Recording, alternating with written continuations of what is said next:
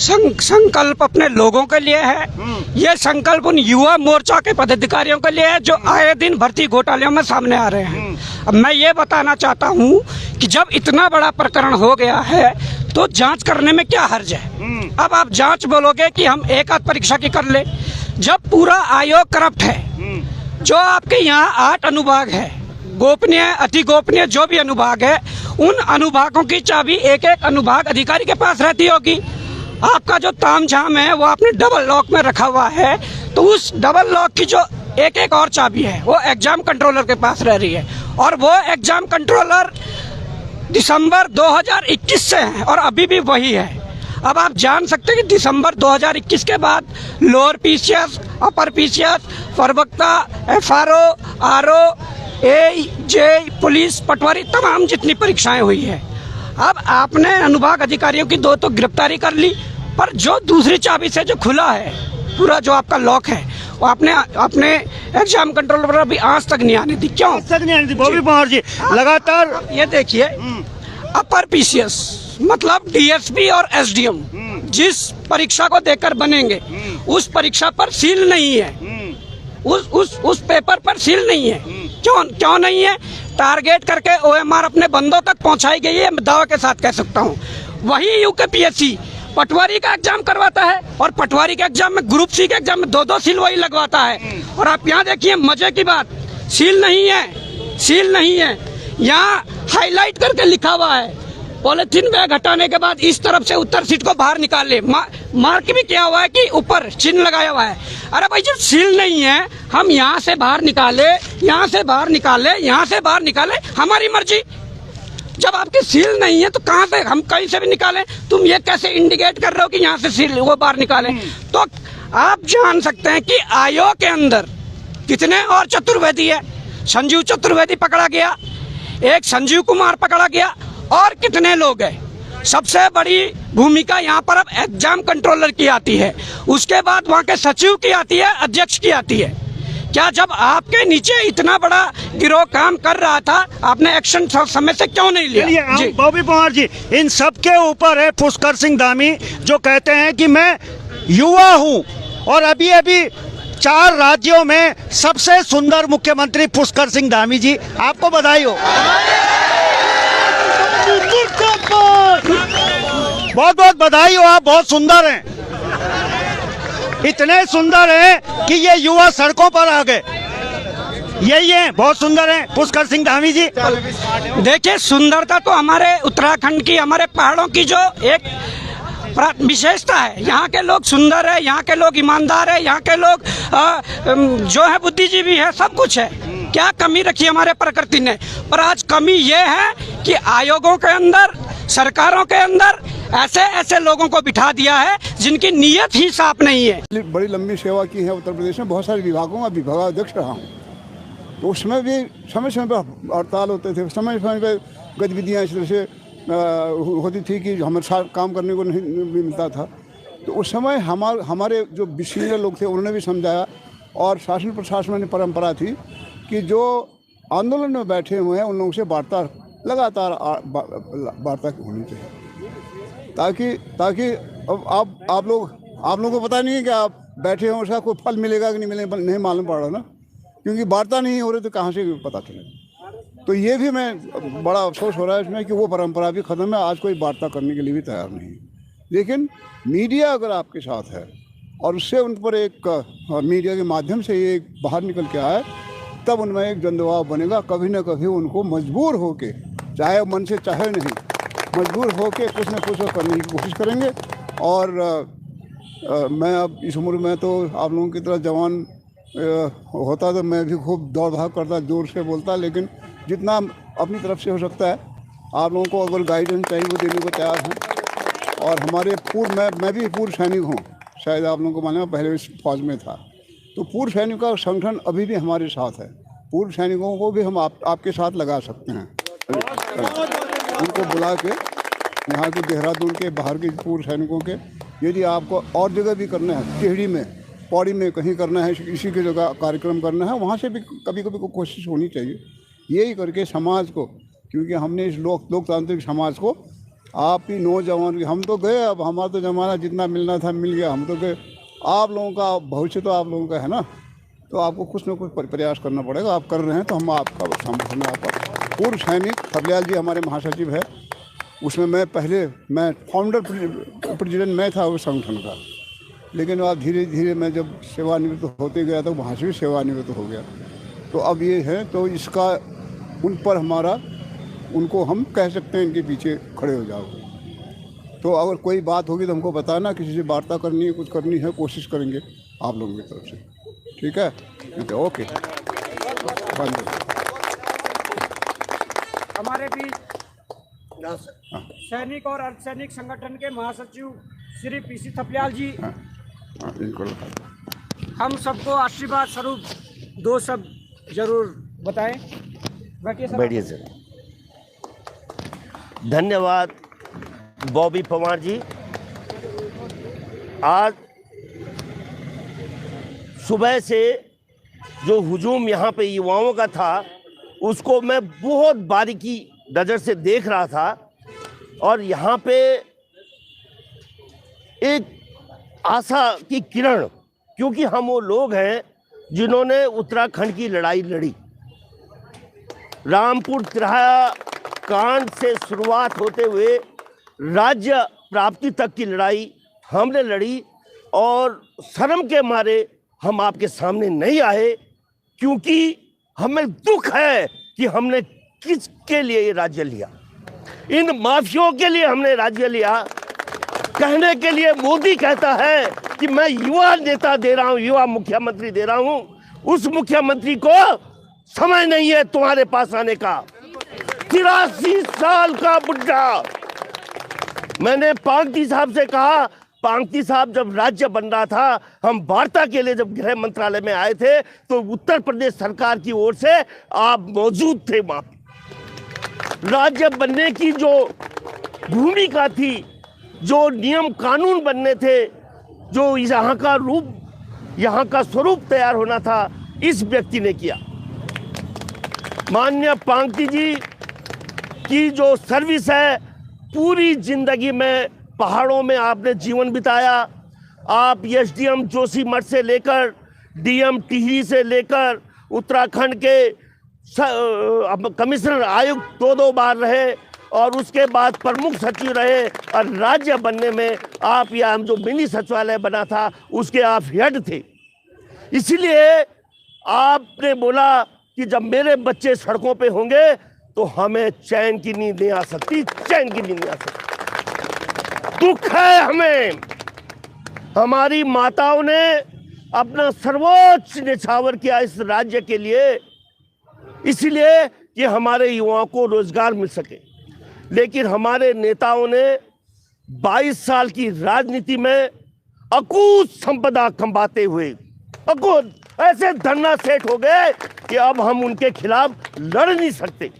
बड़े बड़े उनके मेडिकल कॉलेज खुल गए, बड़े बड़े उनके संस्थान खुल गए, और वो ऐसे भस्मासुर बन गए कि उनको शिकस्त देना आसान नहीं है।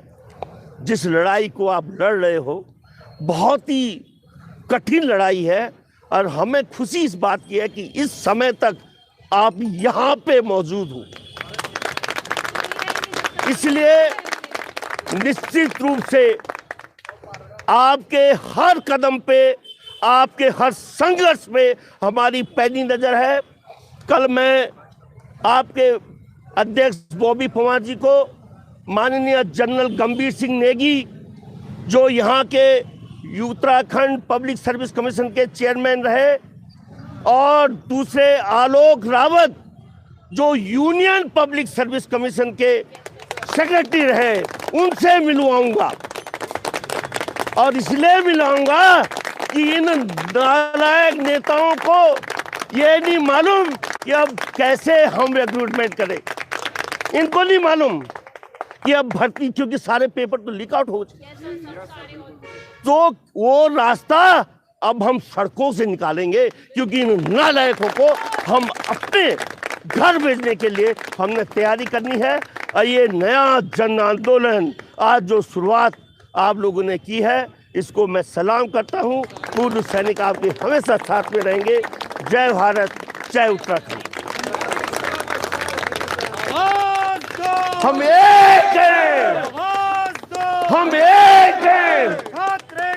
जिंदाबाद, जिंदाबाद।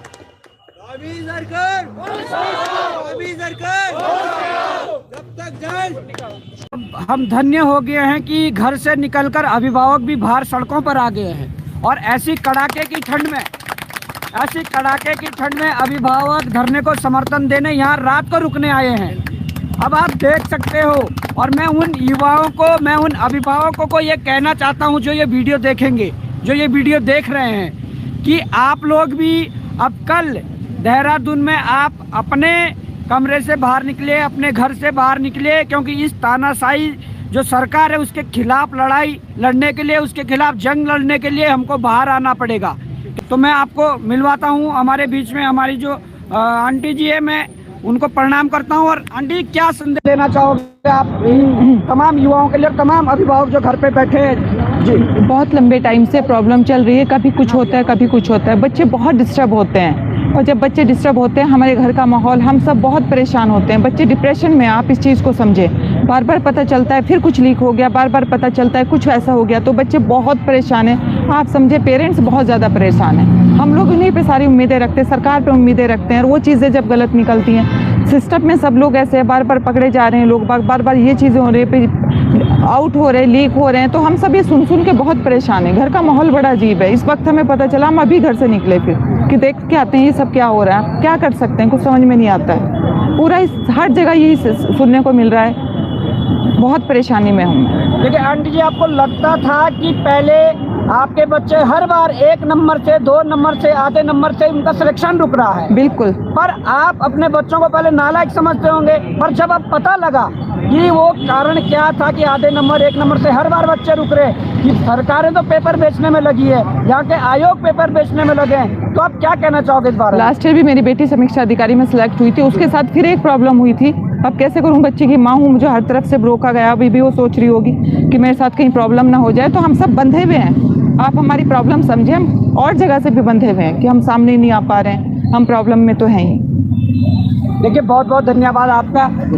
और भी अभिभावक आए हैं, तो मैं उनसे भी आपको रूबरू करवाऊंगा, और उनका जो समर्थन है वो आप देख सकते हैं कि किस प्रकार से हमें मिला हुआ है। और रात को भी ऐसी कड़ाके की ठंड में यहाँ पर बैठने का मतलब है कि इस आंदोलन को आगे बढ़ाना पड़ेगा, इस आंदोलन को अंजाम तक पहुँचाना होगा, और इस आंदोलन को आगे बढ़ा सकते हैं तो यहाँ के युवा बढ़ा सकते हैं, इस आंदोलन को अंजाम तक पहुँचा सकते हैं तो यहाँ के युवा पहुँचा सकते हैं। हमारे साथ द्विवेदी अंकल जी है, जिनका समर्थन लगातार हमें मिलता आ रहा है।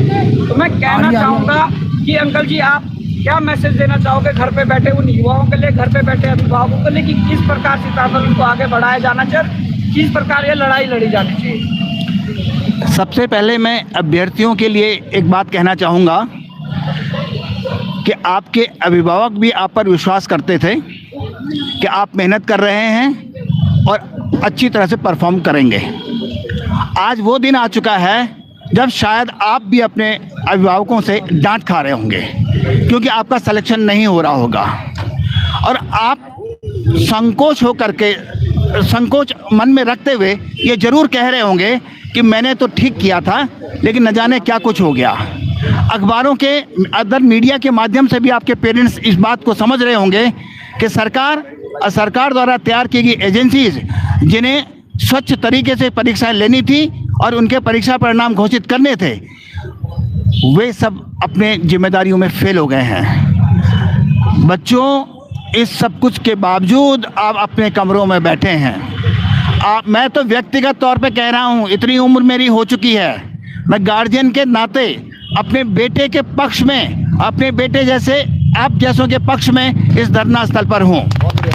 रात भर रहूँगा, जब तक आंदोलन रहेगा तब तक यहाँ रहूँगा, लेकिन आप लोग अपना मौका छोड़ रहे हैं। आपको सौभाग्य है कि आपको एक नेतृत्व मिला है। उत्तराखंड बेरोजगार संगठन, जो इतने दिनों से बहुत अच्छे तरीके से काम कर रहा है, जो इन्वेस्टिगेटिंग एजेंसीज को काम करना चाहिए था, वो बॉबी पवार के नेतृत्व में बेरोजगार संगठन काम कर रहा है और आप कमरों में बैठे हुए हैं। आप अपना मौका गंवा रहे हैं। एक मौका है, बहुत अच्छे अंजाम तक ये आंदोलन पहुंचने वाला है। आप पछताएंगे कि आप उसके भागीदार नहीं बन पाए। आप अपने साथ में चूड़ी पहनो हाथ में। आप अपने कमरों से निकलिए, थोड़ी थोड़ी देर के लिए आंदोलन स्तर पर जरूर आइए। हजारों छात्र यहाँ पर मौजूद हैं, लेकिन कमरों में कैद हैं। क्यों डरते हैं आप खुद आइए, अपने पेरेंट्स को भी जरूर कहिए कि हमारे बीच पिथौरागढ़ से हमारी बहन हमारे बीच पहुंची है। आप देखिए, सीमांत जिले से यहाँ पर हमारी बहन पहुंची है। आप क्या मैसेज देना चाहोगे यहाँ के युवाओं को और यहाँ के अभिभावकों को कल के लिए यहाँ पर आने के लिए? क्या मैसेज देना चाहोगे? सर मैं जहाँ से आई हूँ वहाँ से बसेस और ये सारी जो सुविधाएं हैं वो नहीं हैं। तो अब आप मेरा एग्जांपल लीजिए कि अगर मैं उस सीमांत ज़िले से आ सकती हूँ, तो आप जो देहरादून में बैठे, देहरादून की लाइब्रेरियों में या कम से कम 100 से ज़्यादा लाइब्रेरी है, घुसे पड़े में ये सोच के कि 23 तारीख को एग्ज़ाम होगा या हमारा कोई भी एग्ज़ाम जो है वो पारदर्शिता के साथ होगा और हम लोग अपना रिजल्ट लेके ऑफिसर्स बनेंगे अच्छे। पर मैं आपको बोल देती हूँ कि ये आपकी बहुत बड़ी गलतफहमी है, क्योंकि जब तक इस भ्रष्टाचार का उन्मूलन नहीं होगा, हमारा भला कभी नहीं होने वाला, ना इस प्रदेश का भला होने वाला है। तो हमारा जो ये सत्याग्रह जो बॉबी भैया है उनके नेतृत्व में जो भी शुरू हुआ है आज सुबह से, और इन्होंने पूरी कसम खा ली है और हमने इनके साथ पूरी कसम खा ली है कि हम यहाँ से नहीं हिलने वाले हैं। तो मैं जितने भी बच्चे हैं, उनके जितने भी अभिभावक हैं यहाँ पर हमारे साथ हैं, आंटी अंकल जी, उनको देख के हमारा इतना प्रोत्साहन हो रहा है, हम इतने खुश हो रहे हैं कि हमारे साथ सरकार नहीं है, हमारे साथ आयोग नहीं है, हमारे साथ कोई नहीं है, लेकिन ये सब लोग हैं हमारे साथ। तो प्लीज़ कल भारी से भारी संख्या में मैं सभी से हाथ जोड़ के रिक्वेस्ट करती हूँ कि प्लीज़ आप लोग यहाँ पर आए और ये जो भी सत्याग्रह है इसको सफल बनाने का प्रयास करें, क्योंकि एकता में ही बल है। जब हम लोग साथ में होंगे तभी सरकार के ऊपर, आयोग के ऊपर, सभी लोगों के ऊपर प्रेशर बनेगा। और ये जो लड़ाई है अब ये सिर्फ कुछ परीक्षाओं की नहीं रह गई है, ये सिर्फ ये भ्रष्टाचार की रह गई है और भ्रष्टाचार को जड़ से हमें उखाड़ना है और किसी भी तरीके से, क्योंकि अभी अगर हम झुक गए तो हम कभी नहीं उठ पाएंगे।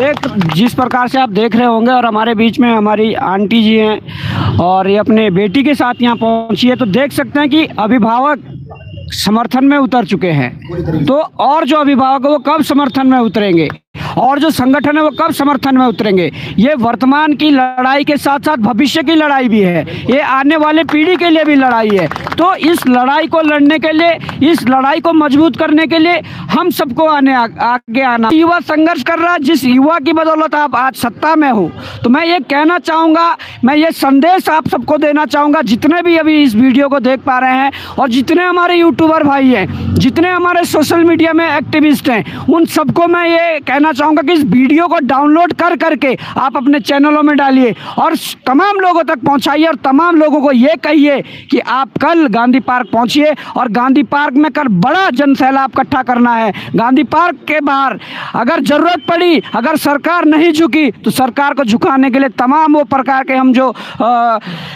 आंदोलन करेंगे उसके लिए तैयार रहिए। तो मैं, हमारे साथ हमारे राम कंडवाल जी कोटद्वार से पहुँचे हैं, अतुल नेगी जी आप डाकपत्तर से पहुँचे हैं, पीछे आप देखिए तो हमारे मसूरी से हमारे नितिन भाई पहुँचे हैं, पूर्व अध्यक्ष रह चुके हैं छात्र संघ के।